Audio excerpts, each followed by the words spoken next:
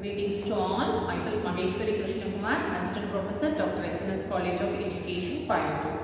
This module, we are going to see about constructivist learning. What is learning? We generally say about learning is nothing but a modification of behavior. That is, here in constructivist learning, learning takes place within the individual in a constructive form. As teachers, we need to construct knowledge. That is, we can say as constructive or constructing knowledge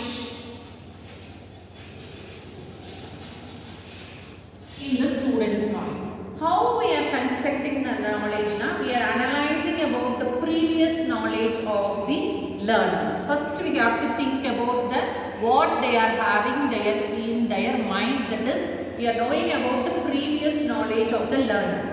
Second one is newly assimilated knowledge. That is, we are introducing some new concepts. That is said to be as newly assimilated knowledge. And because of the previous knowledge and newly assimilated knowledge, the student starts constructing newly developed insights in their mind. That is said to be as constructivist learning. So, the constructivist learning is very much accepted by different psychologists. For example, Piaget's cognitive development theory, it is nothing but a genetic epistemology theory. And second one is Bruner's discovery learning theory. And third one is social development theory by Vygotsky. And fourth one is multiple intelligence theory by Howard Gardner. These four theories test that constructivism takes place within the learner's mind with the help of the previous knowledge and the newly assimilated knowledge. For example, if the students are having their development is nothing but a gradual change takes place within the individual. The students are having their own development that we can say as zone of actual development. Zone of actual development. So, the students are having their development actually what it is in their mind.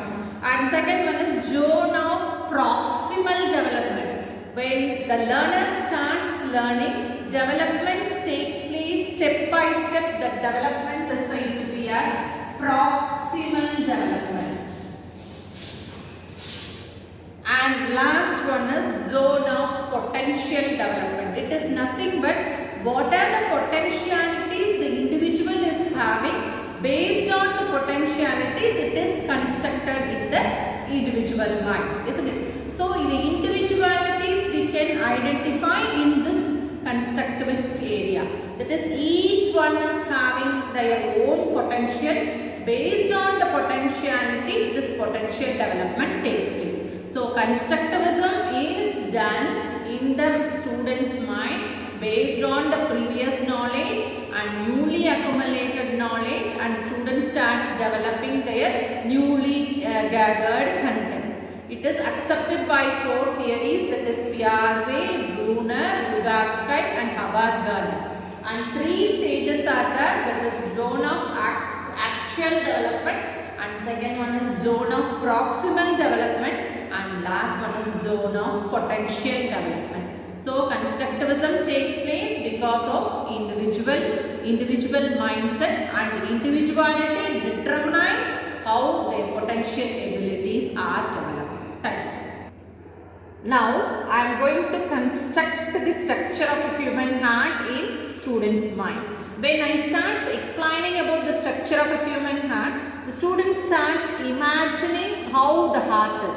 Now, I am showing the structure of a heart. And then through the superior vena cava, the blood, that is deoxygenated blood, enters into the right atrium, and then it enters into the right ventricle, and through the cuspid valve it enters into the left ventricle and pass into the lungs.